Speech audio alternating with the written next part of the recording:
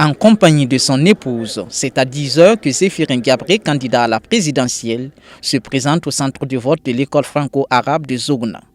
Devant un parterre de journalistes, il accomplit son acte civique avant de lancer un appel à la population pour une participation massive.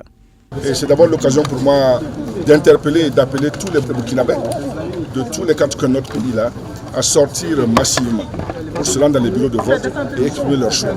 Quelle que soit leur appartenance politique, quelles que soient leurs orientations politiques, il faut qu'ils sortent pour dire ce qu'ils pensent en termes de parti et ce qu'ils veulent en termes de candidat à l'élection présidentielle. Deuxième, je les informe que le dépouillement des scrutins dans les bureaux de vote est ouvert à tous les Burkinabés. C'est la loi qui leur donne cette possibilité.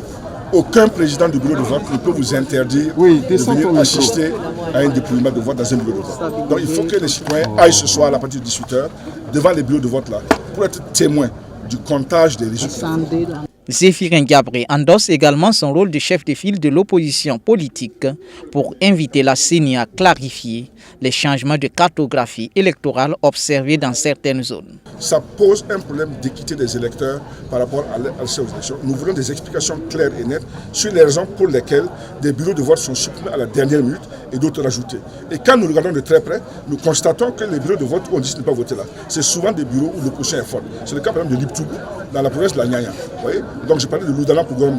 Ça pose un problème qui risque d'entacher le sérieux et la sincérité des résultats. Depuis le début de la campagne électorale, les candidats de l'opposition n'ont cessé de dénoncer des tentatives de fraude organisées par le parti au pouvoir.